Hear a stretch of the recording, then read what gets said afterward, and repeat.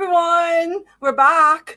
Sorry about last week. We didn't do any Ask the Drummer last week, but we're back now, and we're actually doing 2 episodes today because I did miss chatting to drummers, and I just love chatting to drummers. So I thought, well, the other guest for this afternoon is actually he's been really busy as well. So I thought if he's available, then yeah, we'll do that second one at 5 o'clock today. But first, we've got this super lovely drummer from Bootle in Liverpool.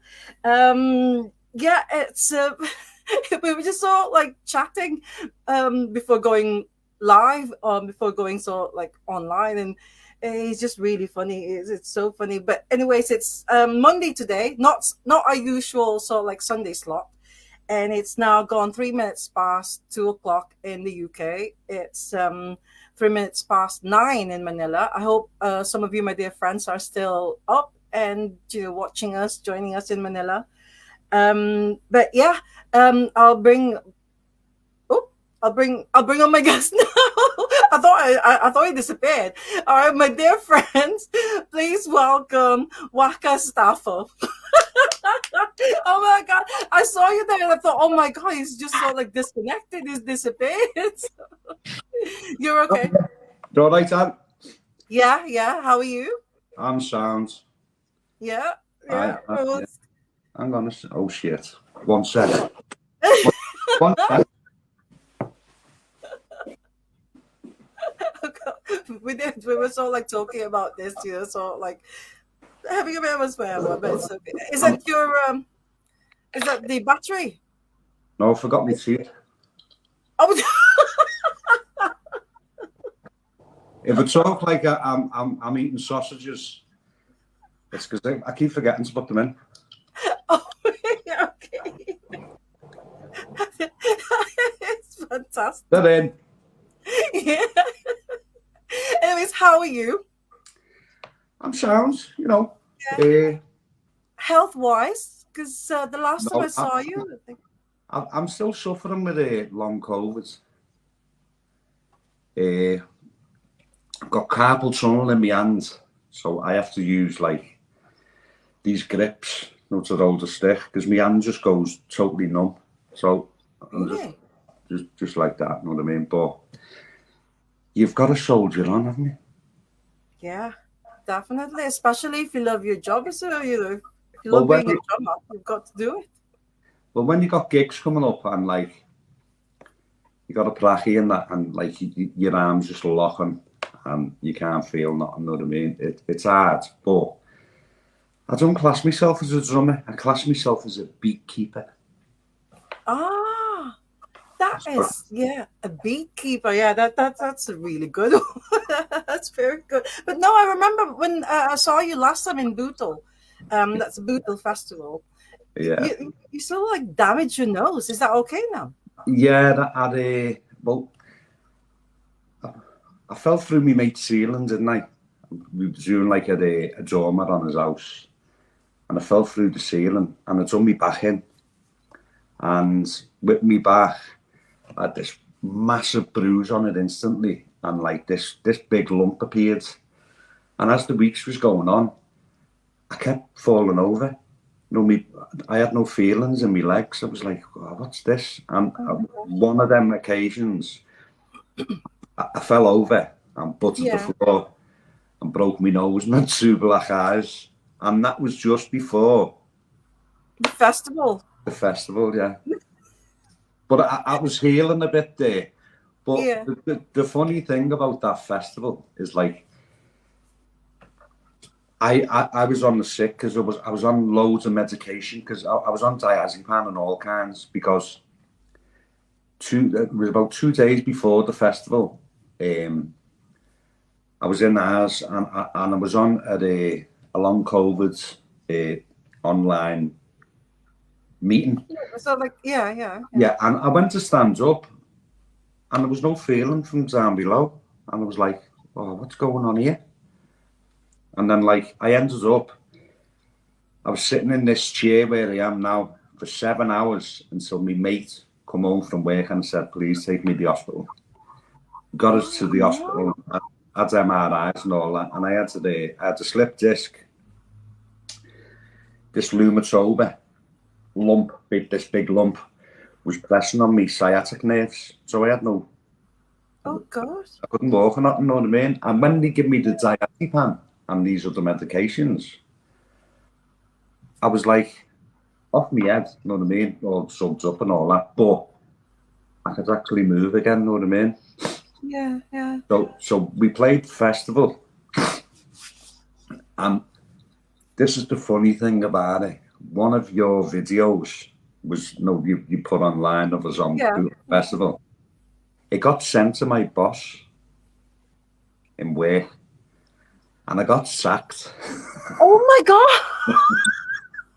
Oh my God. I am so. Yeah. Oh my God. I'm so sorry. I didn't realize. I got sacked from work.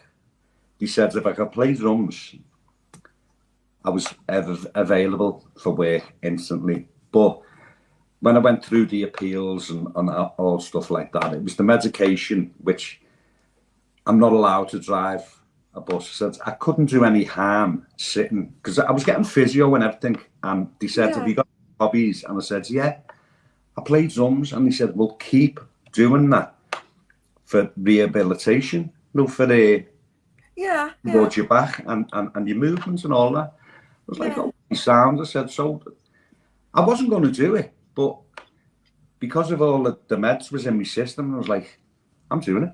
Because they were just going to do it without me. Or Andy Fernioff. Yeah. He played the drums, you know what I mean? Because he was, as you know, he plays the keys for us when we play live. When he can, because he's a superstar, Andy Fernioff. You know what I mean? Yeah, he is. Yeah. So it wouldn't have been a problem, but like I thought, no, I'm not letting the community down, you know what I mean? I'm a Bootle lad, we're playing at Bootle Festival. And like, I'm doing it. And then I got sacked. Oh my God, I am so sorry. I never told you about it.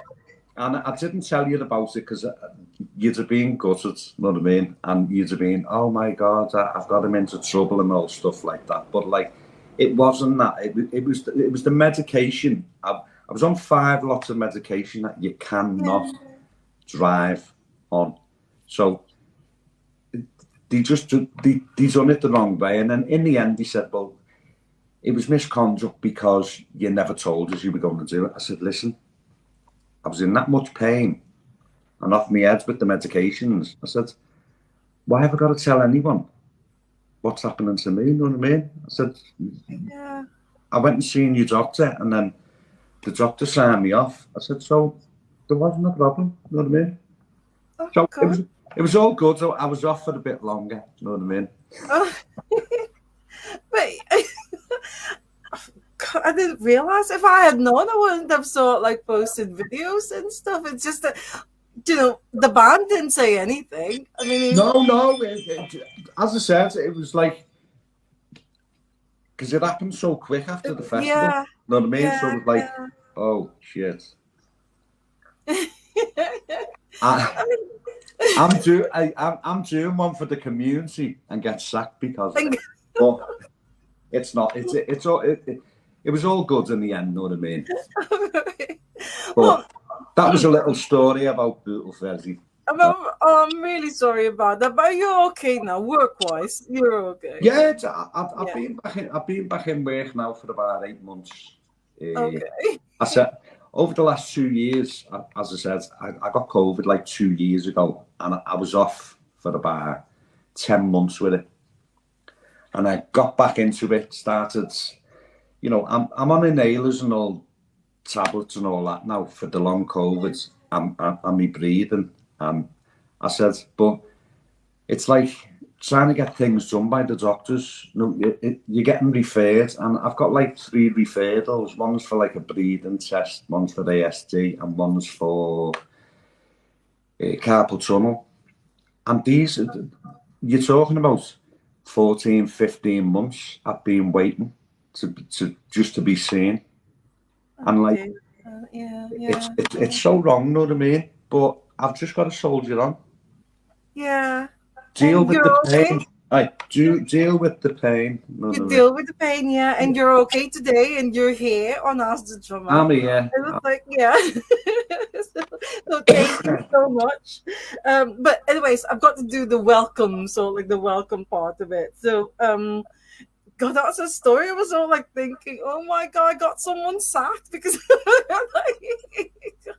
No, oh, I'm really sorry. honestly, I'm really sorry about it was all good. It was it. all Yeah. good. All right. So anyway, so welcome to Ask the Drummer. Episode 125 is all about you. That story is all like, so Waka Staff or Staffo. I found out online that your name is actually Peter. Peter Stafford. It is, yes. Yes. What That's is my name, but I've never. Nobody ever calls me Peter. I've okay? So always where did Waka come from? since I've been a kid, I've always been called Waka, and it's like an old, I'm like 56 now, you know what I mean? So like, I was born a long time ago, First time it's me. but back in the day, it was like used to have scouts and peawack soup and all stuff like that. And anyone who's called Peter, used to call him peawack. So, yeah, well, see, people never had any money years and years ago, and they were all in big families, you know what I mean? You had like 10, 12 kids in a Yeah. 2 up, 2 down and all that. So like, a pan of peawack and a pan of scouts, it'd feed the lot. You know what I mean? It was like a cheap meal to feed the whole big families Yeah. and all that. Yeah. So like, Yeah. anyone whose name was Peter in like the 70s, it was like 60s, 70s, they called them Peawack. So like, because my name's Peter, it's the Yeah. Wack. So that's And what you I've just been. use That's Waka. what I've been told anyway. You know what I mean? To me, like when I met you, it sounded so like more like in the Pacific. You know, like the Waka Waka, like a Waka No, Waka. well, I remember you saying that you'd done that years ago. You know what I mean? I think you said to me about that, and I think there's a lady over in Italy, Yeah. Claudia. What's her second name? She follows all Liverpool, but she's been over and seeing like all bands have been in and all that. You know what I mean? She's like a super fan from Italy. You know what I mean? Okay. Yeah. Yeah. And Yeah. she's lovely. You know what I mean? And she said when she first seen my name, it was like, oh, something about Shakira, and I was like, what? No, my name's Waka. You know what I mean? She go, no, Waka Waka. Waka Waka. I was like, oh yeah, okay. And it was that Shakira song or something like that. Oh yeah. Yeah. So like, as I said, it's Yeah. And I think it's also the noise that when there's like I think you call it plywood or something, yeah, like a thin sort of like plywood, and then if you sort of like bounce it up and down, it yeah. has the sound. It makes the sound go waka waka waka, something Oh, like that. okay, then that's what I'm named after. Yeah. When you were a kid, you used to sort of like go waka waka waka. Yeah. But anyway, so you're born and bred in Bootle then. Yeah. Yeah. There's And quite a lot. also another one as well. It was like I boxed for years, only amateur. You know what I mean? When I was young and all that, and they used to call me Whacker because he used to whack people and stuff like that. So there's loads of things that you could say, but it's originally from peawack soup. P-Wax. Check Wow. it out. Right. I will do because I found about scouse. I know that scouse, which is like the dish. Yeah, It's that's not with just like beef, but peawack's with gammon and ham. oh right, All okay. vegetables and all that. It's Yeah, nice, or with ribs, no bacon ribs, yeah. bacon ribs. Is it like an Irish dish? Because my mother-in-law used to make a sort of like bacon and cabbage. Yeah, Yeah. well, see, the majority of Scousers, they've all got a bit of Irish in them, you know what I mean? Because the famine, from, like, you know, the potato famine hundreds of years ago. So they all settled over here. So most of us have got a bit of Irish background, yeah. Yeah. So, Yeah. you know, that could have come from over there. The Scouse could have come from wherever. The Norwegian, something like that. Well, Bootle is a place where you have quite a lot of famous people. I mean, you've got the Griffiths brothers from The Real People. They're from Bootle, aren't they? They live round the corner from me. Oh, right. Yeah. And Mr. Diggsy cooked the books. They're from Bootle. Well, it's Diggsy. He's for Zachary, isn't he? Oh, is he for Zachary? How? Yeah. But Jimmy Hughes, the drummer from Black. Oh, yeah. Well, he lives about 6 doors away from me on the end of our street. You know what I mean? Oh, I see. Oh, wow. So it's like Bootle is like a community of musicians. Yeah, there's millions of musicians from Bootle. You know what I mean? Yeah. Are you from a musical family? No. But a lot of my family are all musical from my mum's side. You know what I mean? It all there like that. The younger, the ones younger than me. You know what I mean? Like there's some fantastic singers. You know what I mean? You got our Anna Curran. You got Misha. I don't know. But they're also like members of your family. Yeah, well, what they are, they're all my cousins, but they're kids, you know what I mean? And like, you want to hear some of them, you know what I mean? Like, Chris and Tony, as the real deal, they was at one of our family dues, and one of my cousins' daughter's daughter, she's only about 10, you know what I mean? And she's got this really old, haunting voice. And Chris, he was like, wow. And he wants to work with her when she gets a little bit older, you know what I mean? Yeah. But he wants to take her in the studio and that. But, you know, there's loads that are all boss, very talented. Yeah. But did you actually, were you drawn to the drums straight away, or did you try and learn any other musical instrument before? No, well, how it started, I was 19 and I was married. I had my own house. I had my daughter Gillian and my son Peter he was on his way, you know. And all my mates used to come down to mine and used to have guitars and basses and all that. And we said, we need a drummer and all that. So I had like an outhouse on the back of my house and it had a wall in it. And it was only probably 8 foot by 8 foot or something like that. So I knocked the wall down. I bought a drum kit and I had a cassette player and I had 2 tapes.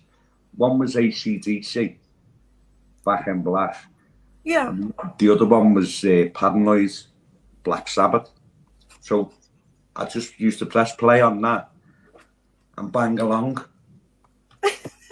And so I become the drummer because I had a drum kit and I could play Black Sabbath and AC/DC. Yeah, and you've got the space to actually practice. Yeah, well, I did have to knock a wall down to create that space, like. So that's how it started, and it was just all my mates, and then we ended up like forming a band. The first band we formed was a band called Trenchfoot. Trenchfoot, because funny name. Well, I came up with the idea from the First World War, where the troops they were in the trenches and the feet were rotten, you know, to and it was called Trenchfoot. There was a disease called Trenchfoot. Oh right, yeah. So what it was slowly, it was rotting you away. So the type of music we were playing at the time was proper heavy, doomy. We were into Slayer. I said Black Sabbath. Yeah. The thrash movement had just came Yeah. over. Yeah. So Yeah. it was real heavy, doomy stuff. So I thought the music that suits the name Trenchfoot, because thought slowly we will rot your brain. Not the way you think when you're younger, you're a little bit madder. So that was like the first bands we had. Yeah. How long did Trenchfoot last then? Probably about 12 months. All right. And did you do gigs? Did you we were supposed to play on down by the Bootle Strands. I know you know everywhere around Bootle and Liverpool and all that, and I know what I mean. But it was the North Park, and used to have a festival on there. Now it stopped years and years ago, but the real people were on. Okay, yeah. They were one of the bands. I think another band was called Anal Phlegm.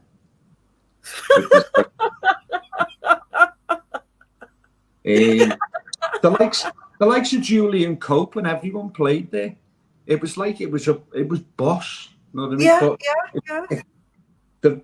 But the day that we was playing, I said I know the Reallys was on, and another local band from Bootle called Cyan, who were really good at the time. I said Anal Phlegm. I can't remember the other ones because it was years ago. Not I mean, it was probably about 1991 or something like that. Yeah. But they're mainly local. They're mainly Bootle bands are playing. No, but there was bigger bands as well. Oh, right, okay, yeah. But what happens? There was like a power cut or something like that, so it sort of got cancelled. So there was a pub right by Bootle Strand train station called the George. Yeah, so everyone just piles over there. We set a drum kit up and that, and just carried on from there. And I think we only had we were only doing a small set. We'd only learned about 6 songs or something like that. But we were doing covers. It was like Slayer, AC/DC, Ozzy Osbourne. Yeah. Playing like that type of stuff. Because we were only having like a small slot there, we just learned them because the other stuff was like our own stuff, which was no one knew anything about it, and we probably scared them all out. And we played, and then they wanted to play more, so we was like, "Oh shit, we've got no more songs." So we had to play another couple of, but it was absolutely rammed. They were all stage diving and everything, and it was brilliant. But what year was this? That was about 1991, 1992, something like that. Yeah, it was proper great, and that just gives you the love for music. You know when you play somewhere, because we used to practice in the back of a pub. It was like an old club called Spectrum in Bootle off Fairno Dainty Road. And we used to play in there. That's where we practiced, and there was like no lecky, so we used to run an extension lead from the pub into the club because it was derelict and it was falling apart. So we were in there and we were playing something real moody, and the ceiling caved in. So big. The vibrations off the basin and the Marshall stacks and all that, and like a big portion of the ceiling just went and comes down. But I had a friend who used to live in our street, and he was in the Merchant Navy, and he had a camcorder, and they were very rare rare, really rare. Oh yeah, You yeah. know what I mean? And dead deer. And he said, "Do you want us? Do you want me to film Video. you?" So he filmed. He filmed it, and with the roof going in, and the light we had hanging up, to so we could see a bit in there because there was rats and everything running around in there. And this light that was hanging up on the video, it looked like an upside down cross. Oh god. Yeah. And another lad who played, who was in that band with us was John Maguire. No, Magai. Now you'll have seen Magai. Okay. With Steve Evo and John Johnson and all. He's one of them. Yeah. They follow, what's his name? Mick Head. Mick Head. They follow Mick Head and they follow the real people. Know what I mean? Yeah. My guy was actually the bassist with us, know what I mean, at the time. He's like, oh, look at the upside down cross. We're being blessed by the devil. So, have you actually got this film? Have you actually got this video? I've actually got. I've, do you know what? I put one up on my Facebook account. When there was just two of us, it was me and a guitarist called Zegsy. He's like brilliant guitarist, but too shy. You know what I mean? Because, but it was sunny one day. And as I said, the same lad, John, from our street. We were having a little practice in my little back shed, and he said, "Do you want me to film you?" But there wasn't enough room there. So we put the drums and the Marshall stack in the front garden. And we had a pracky in the garden, you know what I mean? And all the kids in the streets all dancing around and all that. I think the neighbours used to hate me. But it was I was young at the time, you know what I mean? And didn't give two of the other ones. Yeah, that's right. Yeah. But did you have like drumming lessons, or did you just like practice with your cassette tapes? No, I can't read music. I can't write music. But I just play off ear and like. I write songs, I compose, I do all music and all that, but when like someone says to me, what chord's that, Mac? I'm like, I don't know. Here it is. Or I'll do a video. I'll do a video and say, you know, I'm not great at anything, but I'm very like, I do all the stuff. Good ear for music. Yeah, but I know what should be where and what shouldn't be where. So I'll do my own. Say like your own chord. like Hegarty, like David's the main songwriter, and he'll come to mine, and so we work around through something. Then I'll do the drums, the bass, the rhythm, the lead guitars, and all that. But then that's just to get the structure, all the structure, and then the rest of the lads, they play what it should be.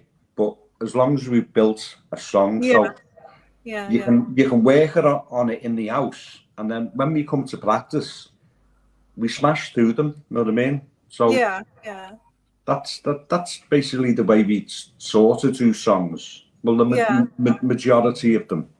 Yeah, but is this so Hegarty is like your band after Trenchfoot, or did you play in other bands before that? No, I was in another band after that, and it was the same guitarist who was in Trenchfoot. He was like he was like lead. He could play anything on the guitar. I said he's brilliant. And one of my mates, but sort of like relatives, you know, through the family tree and all that. Like most people are in Bootle, you know, you got to look at birth certificate to see who you're marrying, because it might be your cousin or something like that. So one of my mates, like I used to work in this pub, and Billy, God bless his soul, Billy Chat, he passed away years ago, but he said to me, "Get our fucking man out that bedroom, will you?" So, because all he was doing was sitting in the bedroom playing guitar and all that. Yeah. He never plays with anyone whatsoever. He just sat and he learned to play guitar and all stuff. So we formed a band with me. Yeah. Derek was like a bit, I wouldn't say like paranoid, but sort of everything. He had like everything had to be right. Oh, okay. Yeah. Everything had to be in place and like perfect. Yeah. And like Martin, he had Tourette's. So me being me with like a little bit of sense of humour, we call the band Stage Fright. Oh. Because I'm one of them, is like, I don't give a fuck about nothing. But I'm sorry about the language. But the other two, because they had like the little problems and all that, I thought, yeah, we call it Stage Fright. Now, we didn't really like gig anywhere. We used to like, we practice in the cellar and work on loads of stuff, and then like always used to do little charity events. You know, like it was same as Halloween, right? We'll do it at Halloween for like Marie Curie or something like that. So we get the bands on, everyone's dressed up in costumes, make a big bowl of punch. Used to raise funds for whatever. It was just an excuse to get out of that cellar into the pub, you know what I mean? And have a party and get wrecked. So like that's what we done. But then one night, one of my mates, he said, one of my mates comes down, he says, he's a fucking boss. He wants you to play in his pub. This was up in like Wavertree or something like that. Yeah. He said he'll give you 200 quid. Now this was years ago, you know what I mean? This was probably about 25 years ago, something like that. And 200 quid was like, that's a lot of money, yeah. Fucking hell, go ahead, we'll have some of that. Yeah. So I had to lend a van because I'm the only one who drives. So okay, yeah. So I thought I'll lend a van off me mate. So when he finished work, he was going to get all his tools out, going to lend me the van, he was going to load it up with all the gear, up to this boozer up in Wavertree, do the gig, get back, empty the van and go and give him it back, and then put his tools away. But there's a give him like 50 quid or something like that, no for lending the van and that. Yeah. And so he said, I'll have the van ready at 5:30. And at 25 to 6, the guitarist who said everything had to be in like proper in order. It was at like 25 to 6 or 20 to 6. Yeah. Because the van wasn't there, he never said a word. He got his guitar and he disappeared. Have you seen them since? Oh yeah. No, but like, there was like, oh my God, what's just happened there? Yeah. No, I don't even. We mightn't have even had phones then, you know what I mean? Because it was years ago, and that was that. So that folded. So then, what was left was me and Martin, the lads with Tourette's. Yeah. So he ends up being the singer. I was on drums, and I've got hundreds of mates who all play guitar and bass, and everyone always badgers me. Now, the whole reason, because I ended up running the pub for a bit, and I thought, right, do you know what because I'd done nothing for years. Once when I had the kids, and once we were like 2 and 3, I thought, right, the drummers went in the loft, and I never done nothing for 15 years. Didn't even touch a drum kit. I just worked and provided for the family. Yeah. And then when I was running the pub, I thought, like, I'm going to do a studio up in one of the rooms up in the pub. So, like, I bought, like, a Lecky drum kit, bought loads of gear for it. And they could hear me. If it was up in the loft, they could, upstairs, they could hear the music coming down, because I used to play that loud. And if it was in the cellar, you could hear it through the floor. So wherever I was, so everyone kept coming in and said, "Where's Waka?" He says, "Oh, he's in the cellar on his drums." So they come to, "Waka, can I go and get me guitar and come and have a jam meeting?" That. So it ended up, it was just like a jam fest all the time. Sometimes there might have been like 20 people in this little room in the cellar. All plugged in, and we're all... Because we were all like smellies, you know what I mean? We all had long hair and all stuff like that. So I said, there was me, Martin, who, as I said, the Martin Chat. So he was on guitar and vocals, and then we got another lad in, Colin Nutch. Now he's an all-rounder, he plays every instrument and all that. So we started writing songs, and we started playing a few little gigs and that. And we were called Dick's Orchard. So then Colin ended up, he left the band. So Martin was in college, in Newberg College, doing a music recording course. And he met up with another couple of lads who were Andrew Finney, who was like a lead guitarist, and God, who was the lad's name? Another lad, bass player. It's gone out of my head. I'll remember it in a minute. So there was 4 of us. I'm like, the first practice we had, thought, the chemistry's there. I'll have some of this, you know what I mean? So go through it and all that. But the bass player wasn't reliable. He was always drinking wine, and he'd turn up bladdered, and like, I ended up, I told him to piss off, you know what I mean?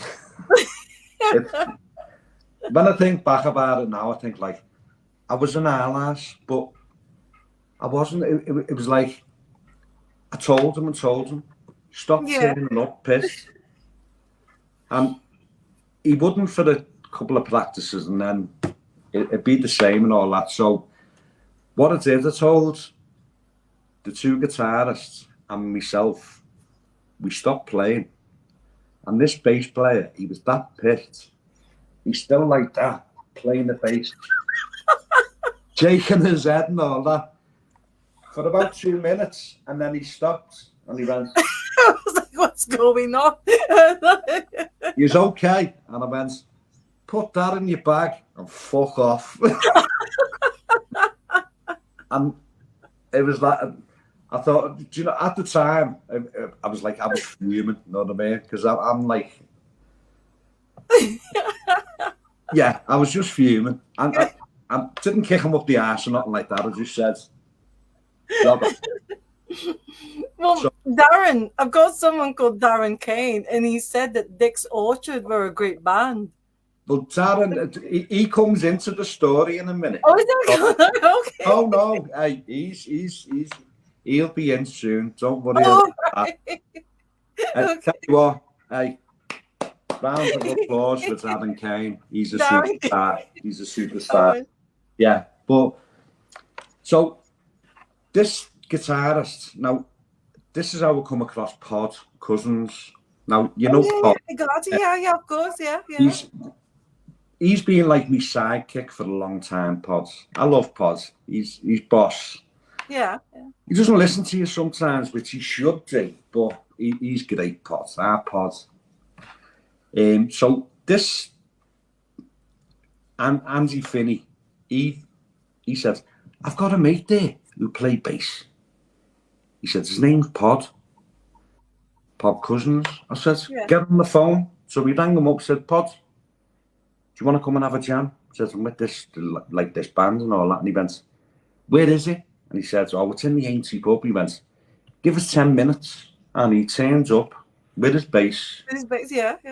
plugged in, and that was it. So that was like the real start of Dick's Orchard. Yeah. As I said, it was great. We started recording.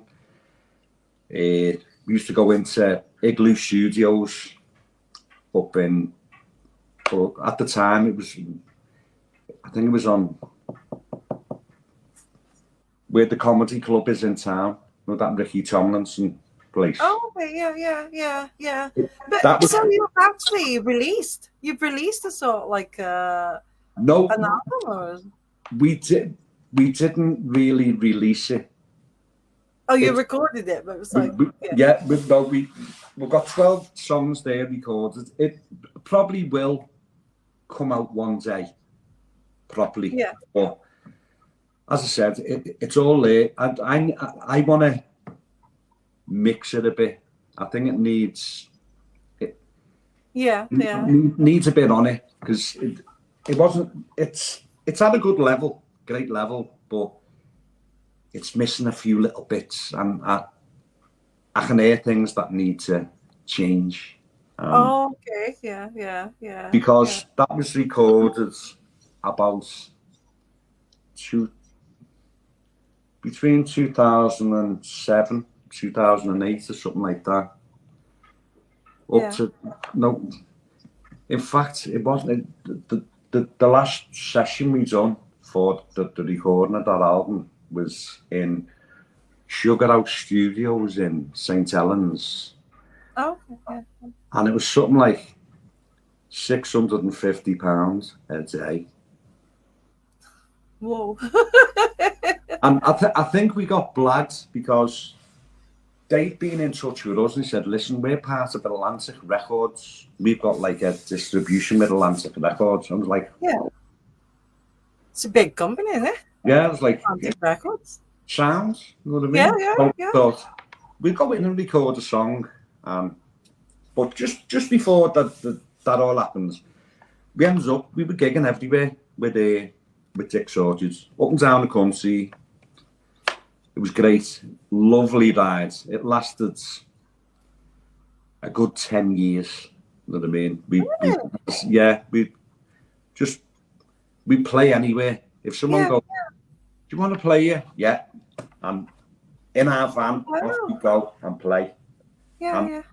As I said, it was, we had some great times in that band. But then we were at one gig. We got asked to play a showcase for Alan McGee. Creation Records. Creation Records. Yeah, so we got asked to play a showcase for them. Yeah. So, because we played, and I didn't even know who he was, because I've never been into Oasis and the indie scene.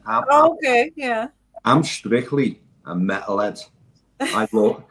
I'm like Slayer, Wasp, AC/DC, Sabbath. So you're not into the Jesus and Mary Chain and all that, no? Oh, that's all, man.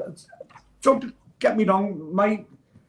I started off with the Beatles and the Kinks, and then I moved on to UB40s, Hall & Oates, then Dire Straits, and then Big Country, Blam and the Angel.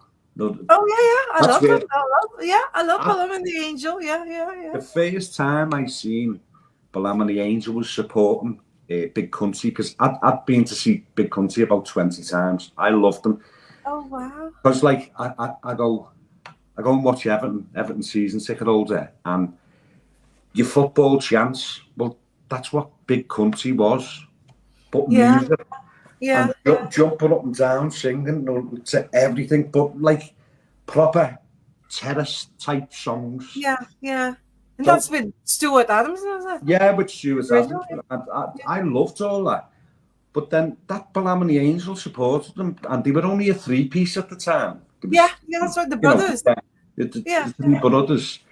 And they come out with like crushed velvet suits on, And the drummer had like black leathers on, and he had the long blonde hair then. Yeah. And he opens up with like the wave. You know, like the instrumental. Remember that song, Wave? Yeah. And you know what? They absolutely blew me to bits. The power out of this three-piece. So I went straight to HMV in the morning, and I bought The Greatest Story Ever Told. Whoa, yeah. I was like, that puts it on the record player. And I was like, where's all these fucking trumpets and all that come from? What I'd seen was pure power. Oh. Wow, it was wow. And then I listened to this, like, limp. I love the album. I think it's great.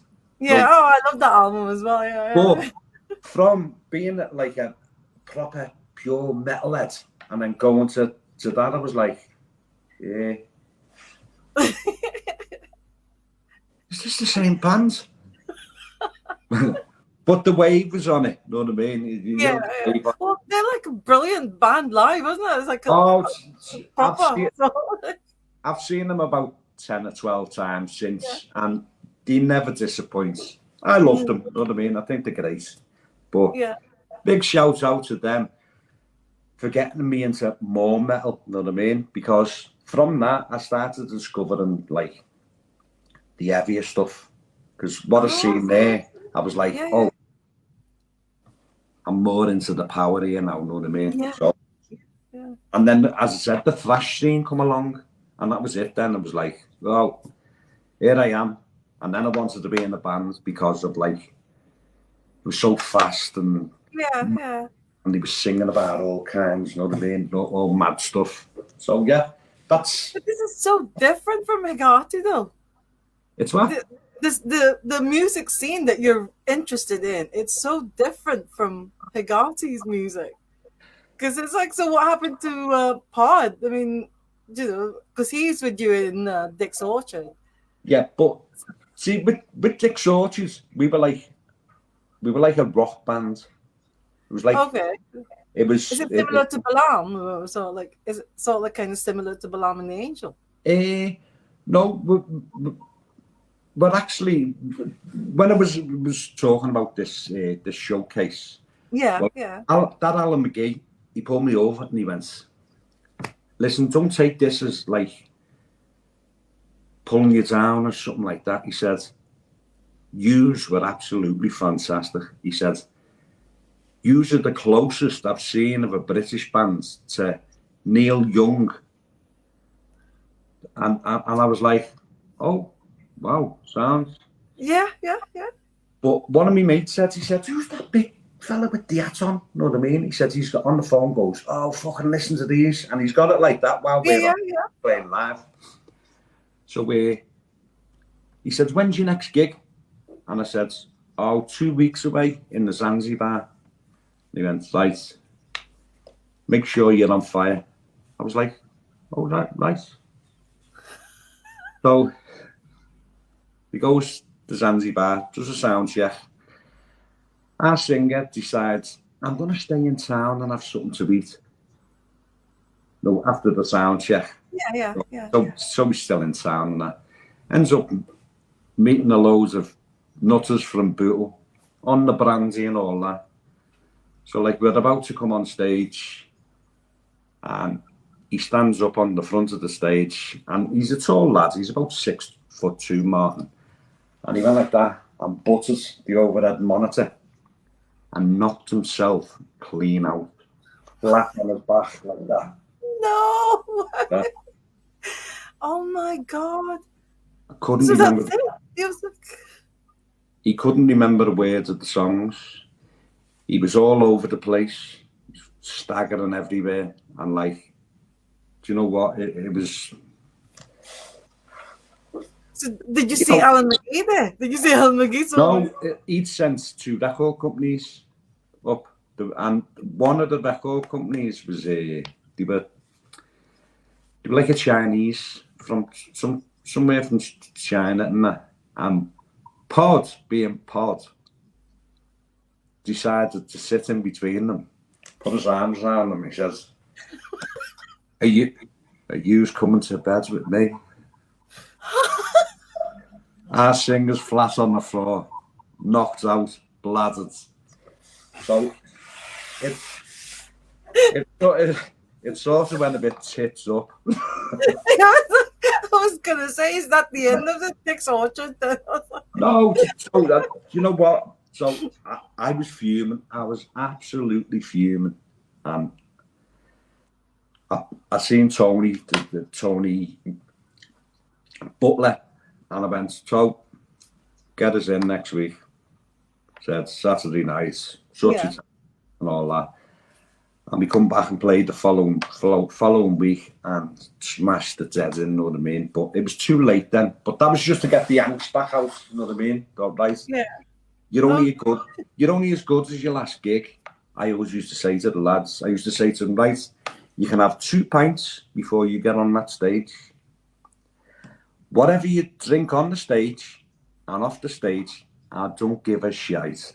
So you're only having 2 bevies before you get on that stage. Before you get on the stage, yeah, that's right. And you know what, that worked great. As I said, we plays up and down the country again, you know what I mean? We had some great shows and all that. And then our guitarist, Andy Finney, he developed like a pain in his neck and his back. And he kept fighting. And they said he had like this disease called dead man syndrome, where your blood pressure drops right down. You pass out, and then you come back around again. Oh, God. But it wasn't. It's because one day he rang me up, he went, whack, please. He said, I can't see out of my left eye. And I went, chill out, lads. So I'll be there in 2 minutes. So I jumped in my car, straight up to his.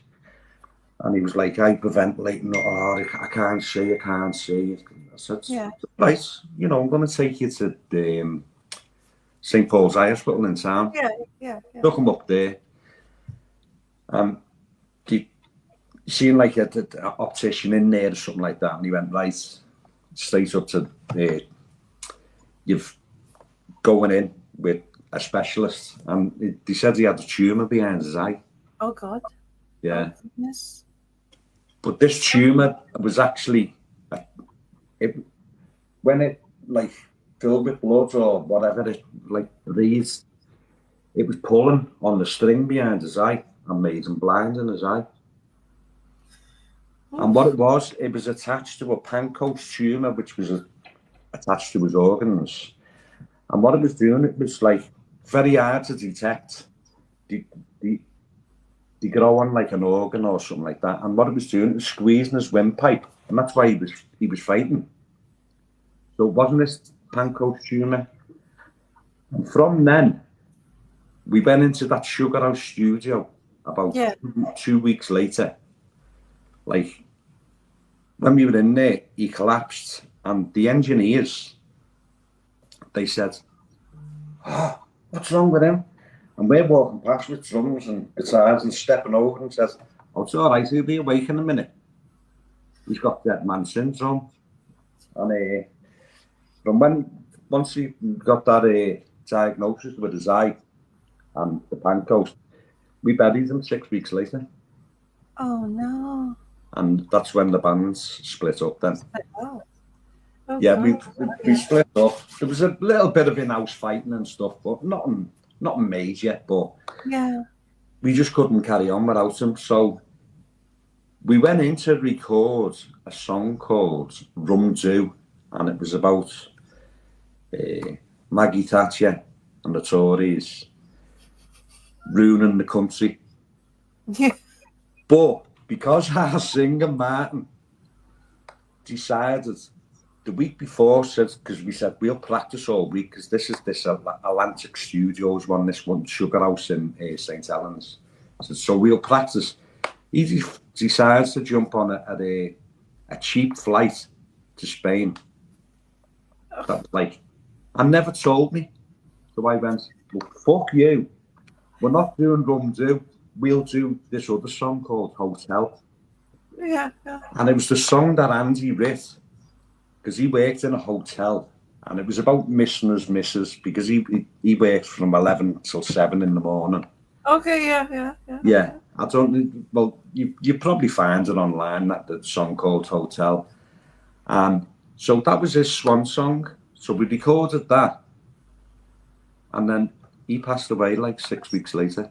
Oh God, Yeah, that's really sad. And then it that's it. was. You've decided sort of like not to carry on after that. And then this is where Darren Kane comes into it. Oh, hello, Darren. Hard as it. He was close mates with us. We were playing, when we were playing at Zanzibar, the Static Gallery, loads of places, in town and all that. We'd all try and get on the same bills, same following, same type of music, sort of. Yeah. So when Dick's Orchards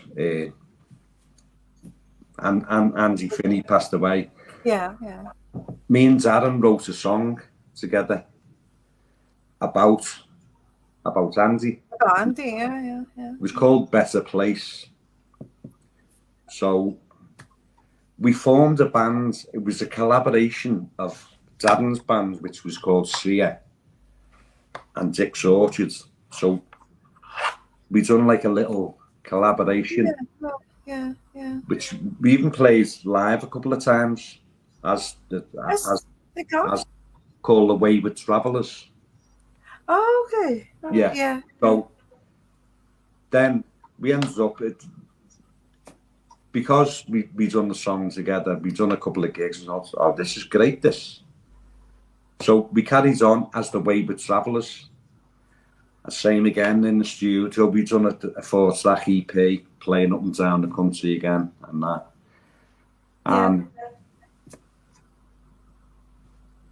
That probably went on for about 2 to 3 years. But two of them in the bands, we were always arguing with each other, and I'm like. But they always do, don't they? They always bands argue. So. Musicians are very funny, you know what I mean? They're like, they get on like brothers and sisters, love each other 1 minute, and then they want to fight like cats and dogs the next. So I'm not going to mention who the two people was, but these two people in the band, they know who they are, you know what I mean? They were Ari all the time. So we were still practicing in this pub in Bootle, in the cellar. So I said to them, like, get outside, the pair of them. And I went, if you want it, not fuck out of each other. And they had like a big screaming argument and all that, but they never laid hands on each other. But it needed to be like addressed. Mm-hmm. I thought, I can't be arsed with this. So then, after probably a few more months or something like that, we played the Lomax, and I hadn't told them that like I couldn't be asked anymore. All the messing around, still squabbles and stuff like that. So, and it was actually on Valentine's Day. You know what I mean? What year was this? What year was this? Like, is that like 2000 something? About 2013, something like that. Okay, yeah. So I thought, so we played, and then I was getting me stuff and all that, and said, right, I'm out of here, can't be asked anymore. And just left. You know what I mean? And that's it. So I was like, just left. Yeah. And they were like, ah. And I went, can't be asked. I said, I don't know if I said you're a gang of knobheads or something like that. I just had enough. That's it. They carried on for about another 12 months or something like that. They got a new drummer to sort of like replace it. Well, see, what it was, there was two drummers in in the Wayward Travellers. There was me and there was the Sia drummer, you know what I mean? Oh, yeah, that's right, yeah. So, we used to swap over. Like on some, I'd do backing vocals and tambourines and stuff like that. We were playing live. And we had like the bongos and all that. Bongos, yeah. So, and as again, Pod was in that incarnation. Same as in Dick's Orchards. I drag Pod because Pod's a great folk singer, writes his own stuff and that. So I used to get him to ours, we do some recording, and then I'd get him out gigging. I was just kicking him up the backside all the time because I said, "What are you doing?" I said, "Get out there and gig." And So he was in ours and we were working on the songs and like doing little changes and stuff like that. And then he went, "Waka, I've got a gig." I was like, "Oh, right. What time you had? You got a gig, you lazy bastards." You know what I mean? He went, "It's in the Bombed Out Church." I said, "Oh, sound." Yeah, I went, "Who waiting?" He went, "John Ed." He said, "Oh my God." He said, "Do you know John Ed?" And I went, "Yeah, John from the Pale Fountains and Jack and all that." And he was like, so that was his very, very first gig, Pods. Oh my God. Yeah. Was it just him? Was it just Pod and playing? Yeah, it was just Pod on his guitar. It was a very, very first gig. All he wanted to do was gig. And that's the reason why he as I said, he was a solo artist, but didn't gig. And he only joined Dick's Orchards because we were ready to gig. Yeah. So he loved all that. And then after it, he was going, as I said, we had the way with Travellers, but I done a bit of the recording with him. I'd go out and play the cajon.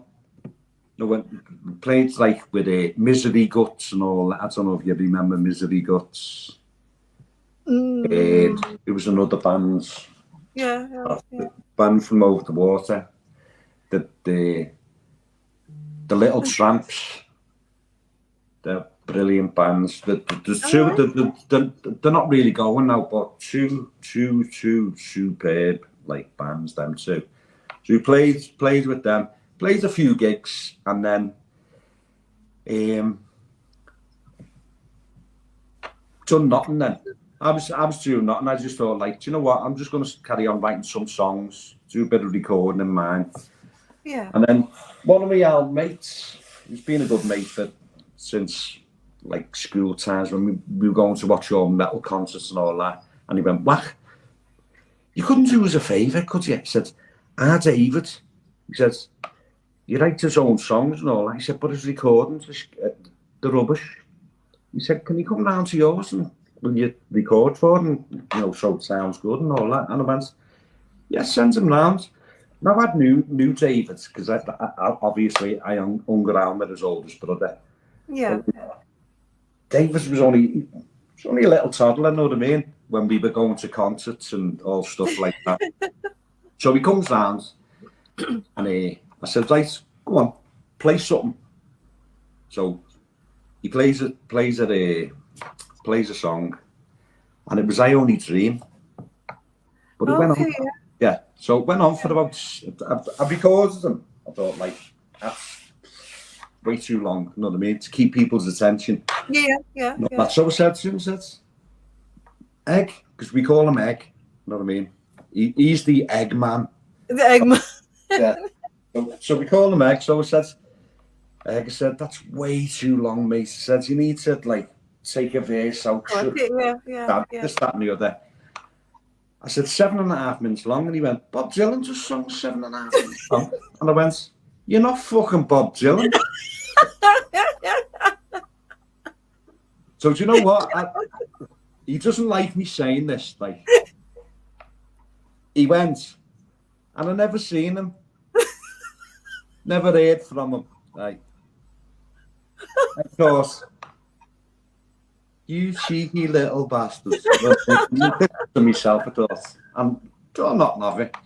But like, also, he done another few songs, so I done a few little renditions myself. Now, I sound like when I sing, I can't like really sing into a mic. I'm not assured of my voice, you know what I mean? So Yeah, like, okay. I don't really record with a microphone or nothing like that, you know. Or I don't like singing like three blind mice. I sing like that, you know what I mean? And like people say to me, he says, "What? That's not your voice. You sound like a fanny." Oh, yeah. Yeah, that's not you, you know what I mean? So I'd sent a couple of these ones to David, and he thought I was taking the piss, but that was my voice, and he thought like he's taking the piss out of me. So that's why I never heard from him, you know what I mean? But then, dear Danny says to me like about it must have been about 18 months later. He went, "Wach, David said, can he come down?" Because I think he'd been playing with a band called the Rupert and the Eggmen or something like that. I don't know what they were called. They were called something. He was like playing with the bands and all that. Yeah. But it wasn't like going the way he liked it, you know what I mean? He's very specific on what he likes. Yeah, You know yeah. what I mean? So he said, "Can he come down?" And I went, "He comes to ours." I said, "He better get on his hands and knees, go like that and say, 'Wah, I'm sorry.'" I know. So he knocks on the door like that, and I went, "Nothing's on." He went, "What?" And he went, "All right, Wah." And I went, "Get on your hands and knees." And he went, "Fuck off." I went to turn around and get off, and I went, "Come here." Come on, neck, you know what I mean? He comes in, and then I went, "No, what?" And he explains about like he thought I was taking the piss out of the way Oh, I yeah, singing your own version of it. Yeah. I said, "Nah, mate." I says, I'm a choir boy. I'm not like, you know what I mean? But I said, that's just the way I sing." And he's like, "Oh, definitely." He said, "I just thought like he's taking the piss out of me." So we got over that. And then I rang, I said, "What's up?" And he went, "I need you can we do some more recordings?" And that. I said, "Well," I said, what do you want to do?" He said, "I want to get in the studio and like, I said, "I can get you in the studio." I said, "You know, I'll get one of my mates ring and all that, get you into a proper studio." Yeah. I was only messing around with an iPad, you know what I mean? With like garage bands on the iPad, but I was getting some great results off it. So I said, "All right." I said, "What I'll do," I said, "I'll ring me mate up." He said, "But I want you to play drums for me." I said, "Okay." Oh, I said, "What about anyone?" He said, "Do you know anyone?" I said, "Well, let's start off with bass, drums, and yourself." So I rang Chris McKeown up, Hegarty bass player, me mate Chris, yeah. known him for years.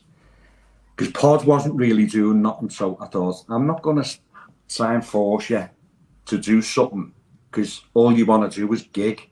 But at the time, Pod was with his brother, their Mark, and they'd formed another band.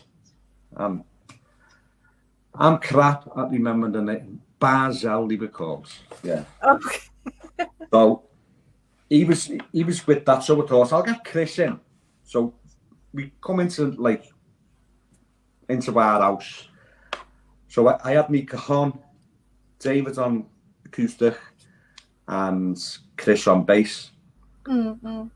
And just straight away, it was like bang, bang, bang. And, you know, we probably... You just gelled. Yeah, we had about 2 or 3 songs nailed there and then on that first little bracky. Yeah. So I thought, well, this is all right. So we ended up getting a few more. And so I got in touch with Steve Yozza Hughes. From the Oldie. Now, before he had the club, he used to have the pub. I said, "Steve, get us on in the Oldie." I never told the other two, David and Chris, Yeah. And he went, yeah. I said, you know, you've got like this, sort of like a band's open mic night thing, whatever he had on. So, no, it wasn't, that was it. It was actually in the Oldie club, in the club. So, we had another pracky, and I went, right, we've got a gig next Friday. And he was like, what?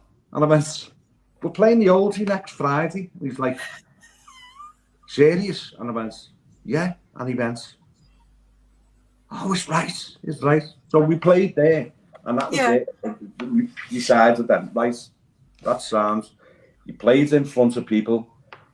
We've got quite a few songs. So now we need to get another guitarist.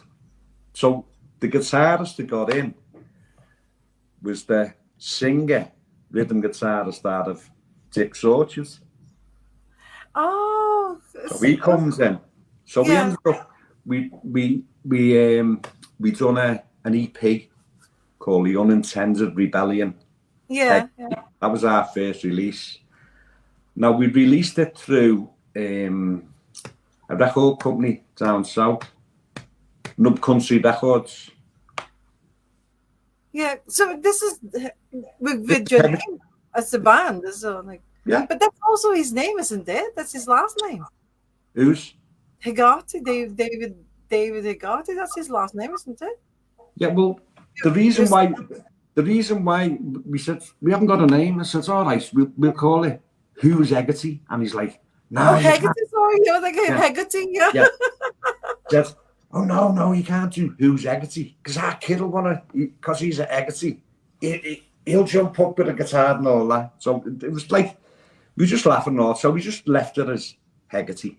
Hegarty, okay, yeah. Just as a working practice. But as I said, we ended up in the studio. We done a four-track EP called The Unintended Rebellion. It just disappeared. Every copy we had, I can't remember if we got like 100, 200, 250 or something like that, copies. Yeah. And they were all signed. And they went. So if anyone's got one hidden anywhere, it's like... But as I said, we signed it in Nub Country Records, and then they fucking ripped us off, you know what I mean? So we got on the phone to them and said, right, get this dough up here, or we're on our way down to take it.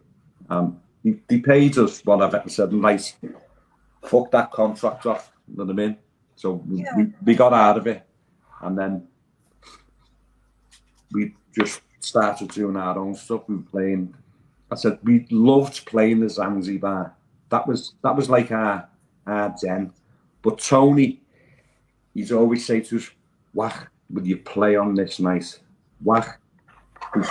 We put our own nights on, and we bring all the bands in. So, and then he'd say, "Can we have this? Can you throw these on with you? Can you throw them on with us?" I'm like, do you know what? Some of the bands that's like plays on there, and we played with and all that, you know, it's great. I said one of the bands, Red Drum Club, you know what I mean? Oh, and of course, massive. They're massive now. I said we played loads of gigs with the Sons, the Real People, Tony Steele and the Massacre, the Mexican Dogs. We're playing with the Mexican Dogs next Saturday. 1st of June. It's the 1st of June that you're playing with the Mexican Dogs. It should have been the 25th of last month. Oh, I see. April. Yeah, they got. It was when that international pop overthrow or something like that was on. Yeah. That's right. Yeah. I think it was on then. But yeah, as I said, we played with loads and loads, but we love the Mexican Dogs. You know what I mean? They're from Bootle as well, aren't they? Well, Carl the drummer is from. The drummer, he's from Bootle.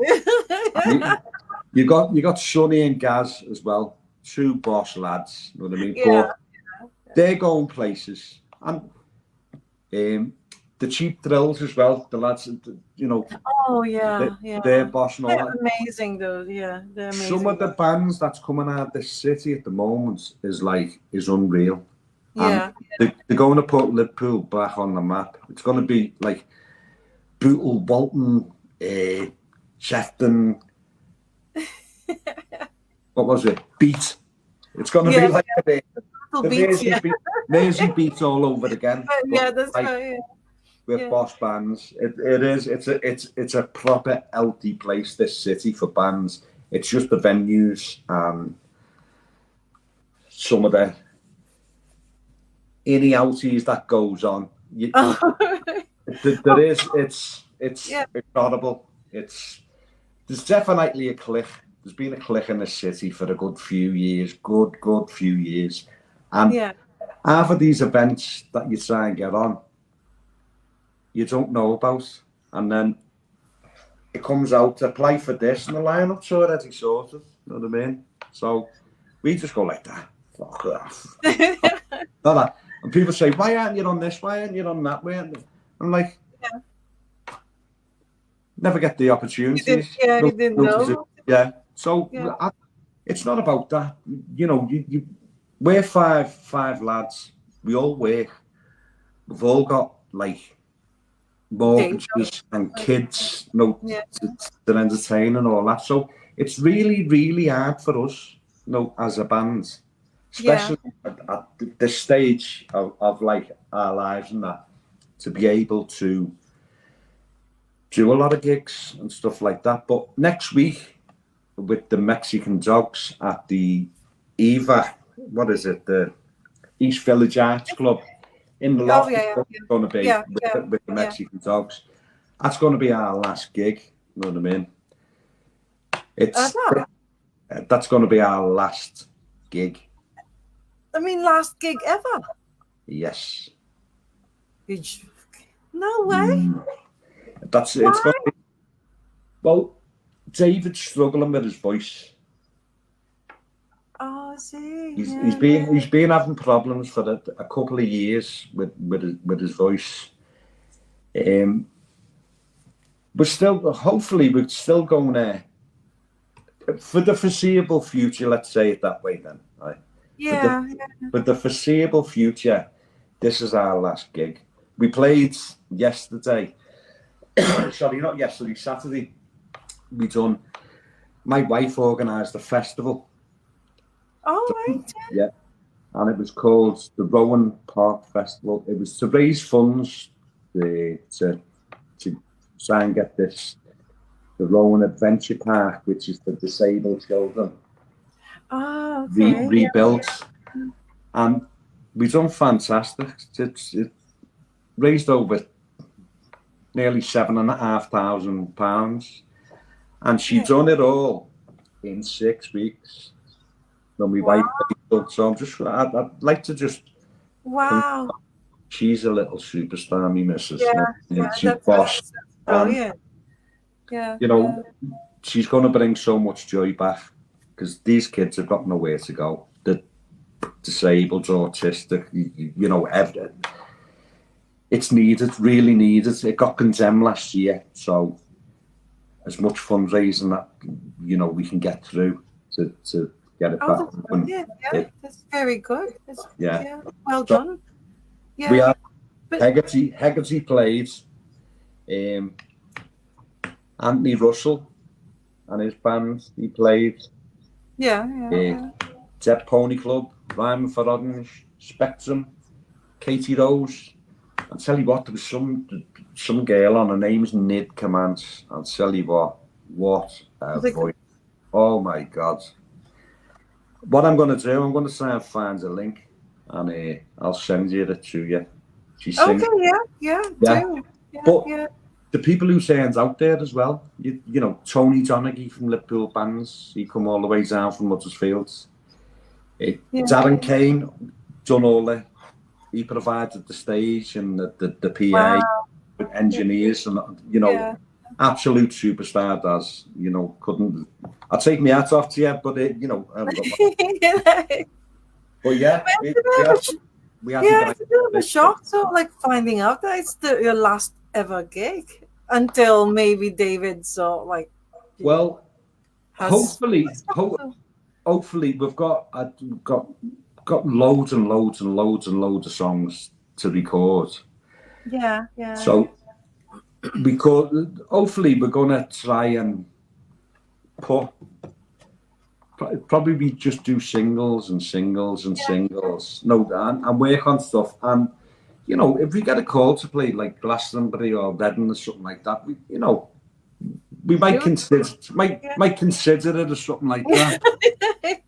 because you do have, because I've seen it online, and when I was like googling Hegarty, it's like you do have a fan base in America and in No, Canada, and do you know what, Anna? All over the place. It's like yeah, we're on like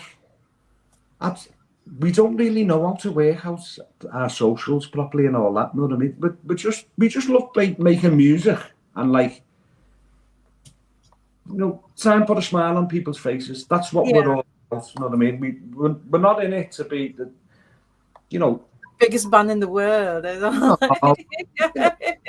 it's just a passion. It's a passion that, as I said, I'm 56 and like I haven't finished. You know what I mean? I'm not finished. I'll be older than what's his name?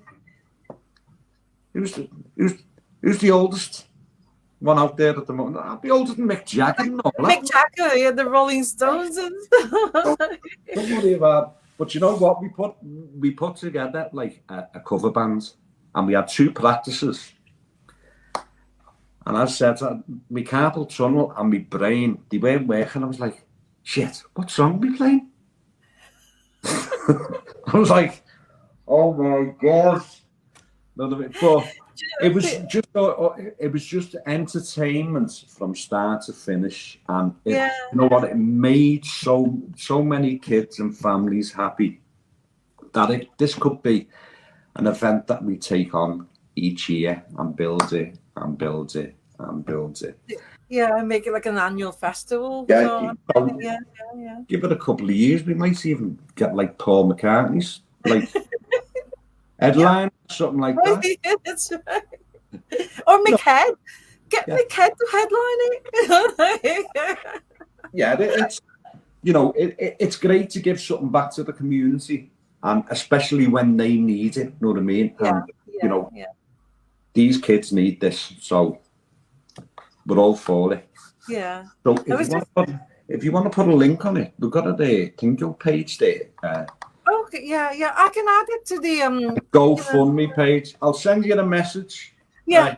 And you can link, and I'll add it on the Ask the Drummer page so that people can see it. Yeah, and put on it. Waka said, "We need your money now."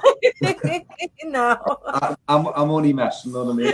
But, musicians they're really generous and all that, and they know a good cause when it's genuine. You know what I mean?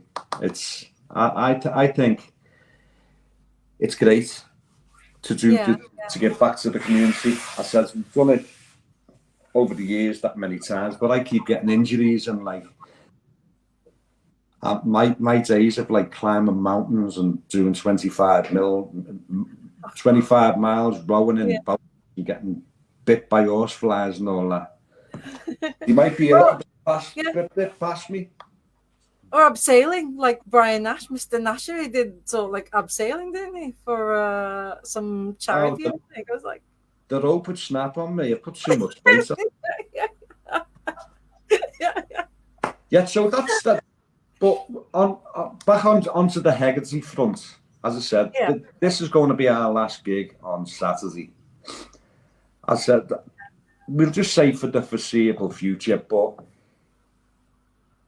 David's moving up in his job as well. He's got more responsibilities. He's like up into management,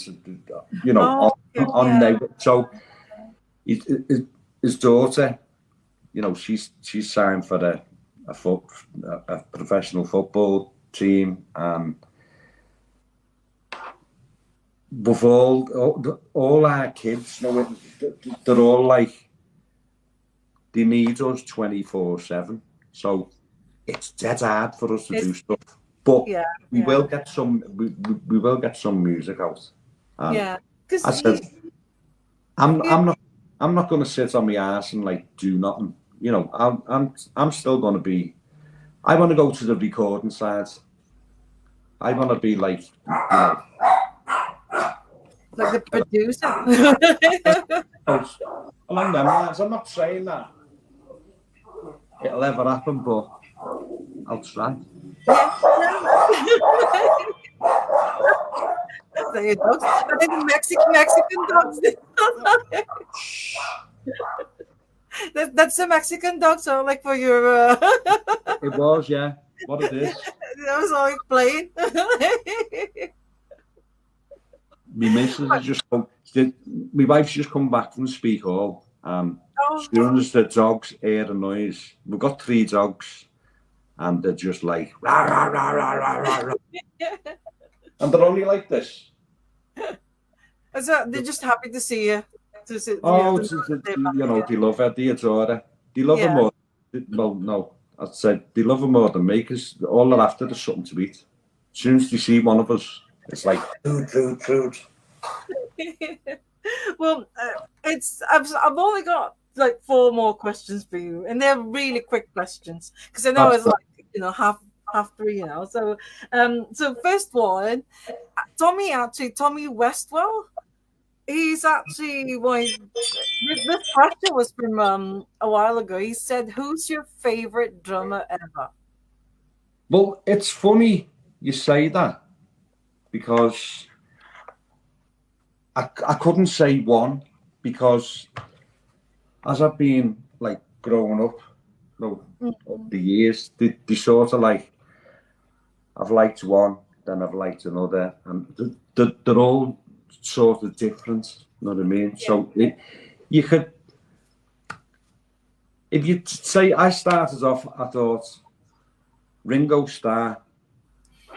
He said he wasn't the best drummer. But I totally disagree with it. He made the songs come alive by what he put in. It's not how good a drummer it is. It's what accents you put on a kit. I think I watched the video a few years ago, and I think it was Dave Grohl or someone like that, and he was saying people was going on about Ringo Starr. He said, but if you play like this, you know what I mean, give it all that, he said, it's not the Beatles. You know what I mean? You can be the most technical drummer in the world, but that's not the Beatles. They weren't about that. It's all about, I say the same about like Hegarty, it's just simplicity. We try and have a few dynamics in a song. Make sure you've got great lyrics, harmonies, and let people listen to what it's about, instead of how, and the music just complements everything that you create. It's like creating cakes. Yeah. But again, it's so like, it's a big leap from your favorite, which is like thrash metal. Yeah. And then doing this like but I'm saying it as though like as I was growing up, it was obviously it was Ringo Starr. Yeah. And my next favourite drummer was Mark Brezovich from Big Country. Oh yeah. He used to have me mesmerised, because he plays so many different fills and adds so much into a song, and you're like, what the fuck's he doing? You know what I mean? I'm like this, boom, boom, and he's like, you know what I mean? It was great, you know what I mean? Because I said that I was like young teenager, you know, when like I was listening to that stuff, and I was like, oh, that's boss. And then along come the thrash scene, and then you've got, obviously, my favourite drummer is Dave Lombardo from Slayer. Okay, yeah. Awesome. And also Bill Ward from Black Sabbath. Oh, okay. And then you can go technically, and go to Neil Peart out of Rush. Oh, But God. With all his sort like the drum setup yeah, was like all but that. it's as I said. So it's a funny question about the drummer. You can't just pigeonhole one because I like from acoustic, Yeah, yeah. like to Simon and Garfunkel, and to go to the other ends of the threshold. Yeah, I yeah. just don't like disco shite. Oops, sorry. No, that They use all like electronic, don't they? They're like drum machines. not into all that. No, Okay. Well, another question I wanted to ask you is, do you twirl when you play? I don't think I've seen you do that. But it's like, no, most of the time I'm going to sleep. You know what I mean? I'm just like I just sit there like that, and I've got a face on me like a smacked ass, just going. And someone might catch me attention, and I'll just go like that. But with David, he likes everything to be really simple. You know what I mean? okay, yeah, yeah. That's, What about when you were in Trenchfoot? Did you do oh, something? no, it was intense. We used to fucking butt them and everything. And slap them all over the place. You know what I mean? But, as I said, I was a kid. You know what I mean? Yeah. You know what I mean? Okay, what about all those years that you've been playing drums? Have you ever had any disasters or accidents? I have, yeah. I've had loads. Okay. Playing in district. It's got a curtain behind you, doesn't it? Where's that? District in town. Oh yeah, yeah, yeah, in Liverpool, yeah, yeah, district, yeah, yeah, yeah. Yeah. So I went to sit on the stool. Yeah, yeah, yeah. But you got like, I open in my own seat, you know what I mean? I don't like anyone's sweaty ass, someone's sweaty ass seat. I mean,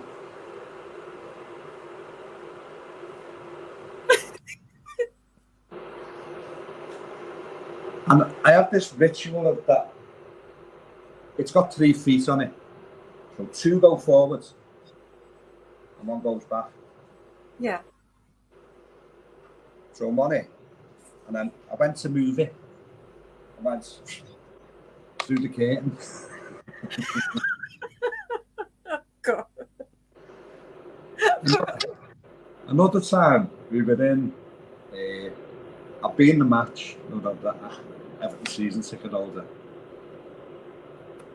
How rude, my wife. She's put that kettle on, and I'm she hasn't even heard me. Oh, is it just a kettle? I thought it was like a washing machine or something. No, I've done the washing before. Done the washing before. Yeah. So I've been in the match, and there was a band. There was like a cover band on in the pub, and I was absolutely rotten. And he went, "Come on back, get up," with a couple of my mates. Yeah. Gives a few songs and all that. So sat on the stool, tipped backwards, banged my head on the radiator. Oh, and couldn't get out. gosh. So they had to move half the kit out the way. They picked me up. So I sat back down on the stool. And we played like Rockin' in the Free World, something like that by Neil Young. Yeah, yeah. And you still so like nailed it. I was like, yeah. Do you know what? They said it was boss, and I don't even remember I'd done it. Well, the last question now that I wanted to ask is, what would be your advice to aspiring drummers or musicians in general? You know what? Stick at it. If it's something you've got a passion for, regardless of how technically brilliant you are or how simple you play a kit, it's all about playing a kit. And as I said, if you go and have lessons and whatever, great. You know what I mean? If you can go, because we had this young band that was on at the festival on Saturday called Spectrum, and it was a young girl. She was probably about 18. Mm-hmm. Now the whole band, they've all got like autism and stuff like that, and they were very, very, very good.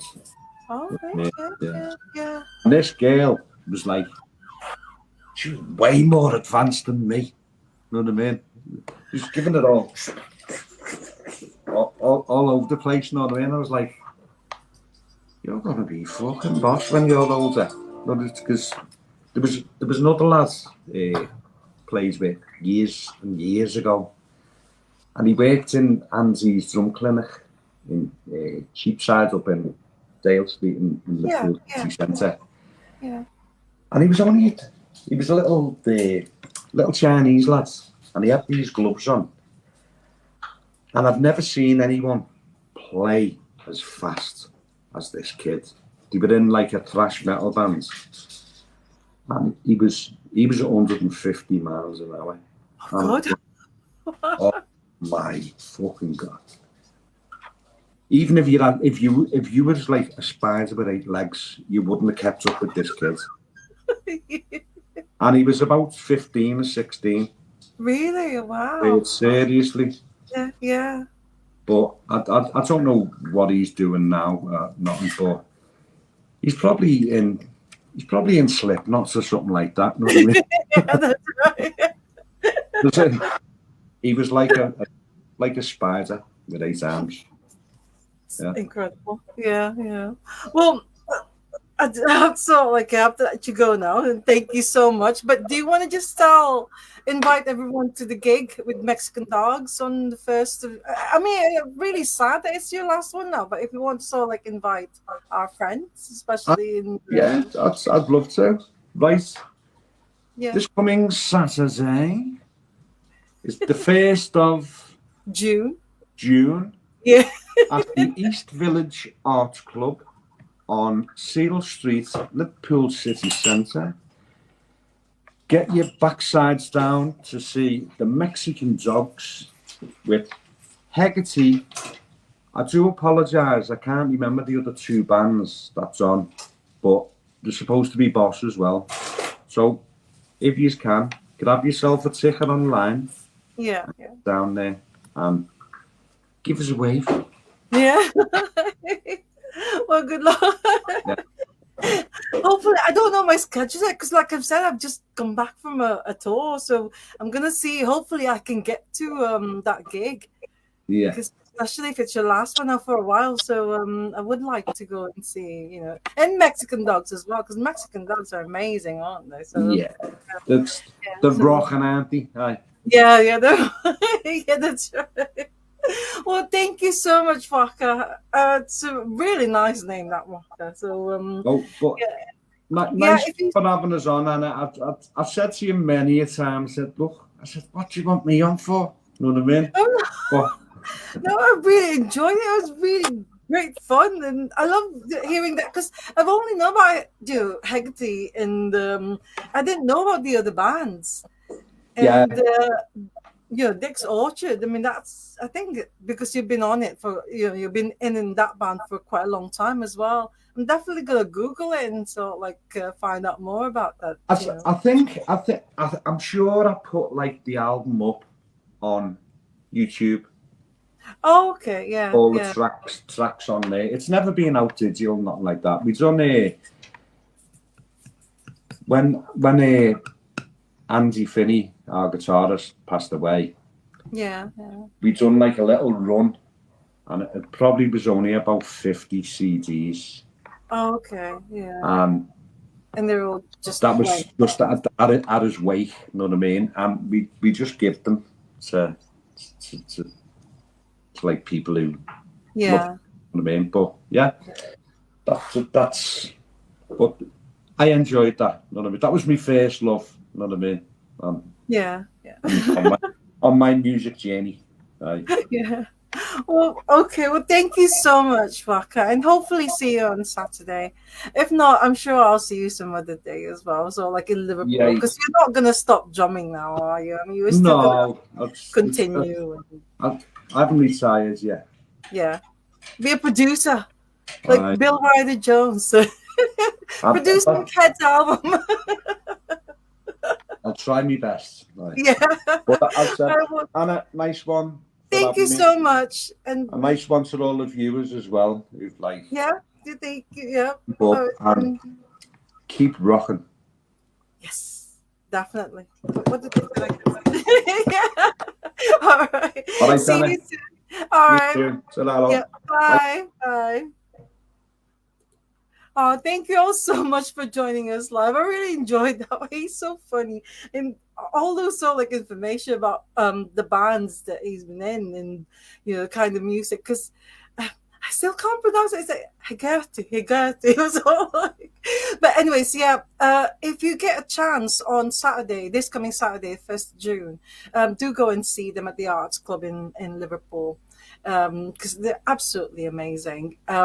And also, like I said earlier, we're going to have another episode of Ask the Drummer today at 5 o'clock. If you can, come back and join us again. But for now, I just want to say a massive thank you to Waka Staffo for joining us on Ask the Drummer. I'm really glad that he said yes, because we learned a lot from him as well. And thank you so much to all of you who sent messages, and Darren Kane, thank you, and Tommy Westfall. Right, so that's it. So I'll see you hopefully back again at 5 o'clock in about an hour and 15 minutes time. But as always, love music, love life, love drummers. We've seen Waka Staffo. He's absolutely amazing. He's so lovely. And congratulations to his wife as well. That's well done. Make sure, Waka, if you're still listening, to send me the link so I can put it on the Ask the Drummer page as well. So thank you all so much, and hopefully see you all again at 5 o'clock. Bye for now. Bye.